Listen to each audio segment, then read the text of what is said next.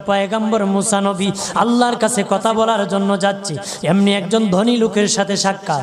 ধনী কয়, মুসা রে, ও মুসা, আমার এত ধন হিসাব রাখতে পারি না, আল্লাহরে জিগাইবানি কি করলে আমার ধন কমবে? মুসা নবী কয়, ঠিক আছে জিগাইব। একজন বৃদ্ধার সাথে, একজন মহিলার সাথে দেখা। মহিলা কয়, মুসা কই যাও, কই যাও রে মুসা? মুসা নবী কয়, তোর পাহাড়ে যাব, আল্লাহর সাথে কথা বল।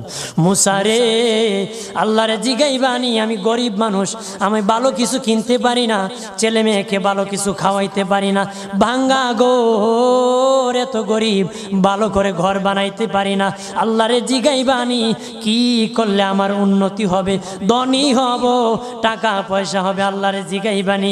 আল্লাহ মুসা নবী কয়, ঠিক আছে, আল্লাহরে জিগাইব, তুমি কেমনে ধনী হইবা? আল্লাহ নবী মুসা নবী তিন রাস্তার মোড়ে যা দেখে একটা লোক বসে আছে, তার দুই হাত নাই, দুই পা নাই, দুই হাত নাই, দুই পা নাই। ওই লোক ডাক দিয়া কয়, মুসা রে, জীবনে কোনোদিন নিজে হাঁটতে পারি নাই, নিজ হাতে খেতে পারি নাই, কেউ খাওয়াইলে খাই, নতুবা উপবাস থাকি, বৃষ্টি আসলে ভিজি, সেখানে আমি আবার শুকাই। ও মুসা, জীবনে কোনো কাজে দুনিয়ার লাগি নাই, আল্লাহরে জিগাইবানি কোন কারণে আমারে বানাইছে?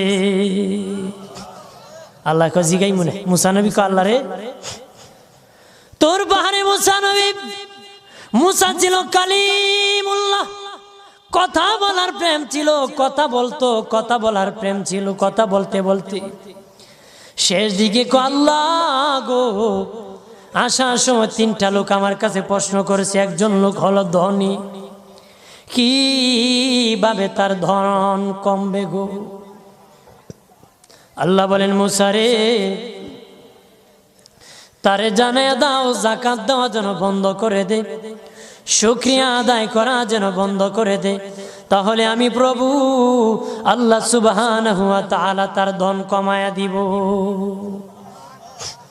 যদি শুকরিয়া আদায় বন্ধ করে, তাহলে ধন আমি কমাই দিব। এরপরে মুসা নবী বলে, ও মালিক, আল্লাহ একজন মহিলা বলেছে তার গরিব মানুষ গরিবী হালত যায় না, যত ইনকাম করে, তার একটা ভাঙ্গা ঘর, ভালো ঘর বানাইতে পারে না গো। ও প্রভু, কি করলে তার ঘর উন্নতি হবে, তার অবনতির থেকে উন্নতি হবে? আল্লাহ বলেন, মুসা রে, মহিলারে জানিয়ে দিও, তারে আমি যা দিয়েছি তার উপর যেন সে শুকরিয়া আদায় করে। মুসা নবী বলে, মালিক, তিন রাস্তার মোড়ে গো আল্লাহ, একটা লোক তুমিও দেখতেছো যার হাত নাই, পা নাই। কত মানুষ হাত নাই গো, কত মানুষের পা নাই রে। আল্লাহ কত সুন্দর হাত পা দিয়েছে, কত সুন্দর জবান দিছে, শ্বাস দিতেছে আর নিতেছে। আইসিইউ লাইফ সাপোর্টে যদি একদিন তাকে 50-60 হাজার টাকা লাগে রে। 80 বছর, 100 বছর, 40 বছর, 25 বছর আল্লাহ হায়াত দিল রে। বলো রে শাস্তাগঞ্জের সুন্নি জনতা, আল্লাহরে জীবনে কয় টাকা তোমরা দিছো?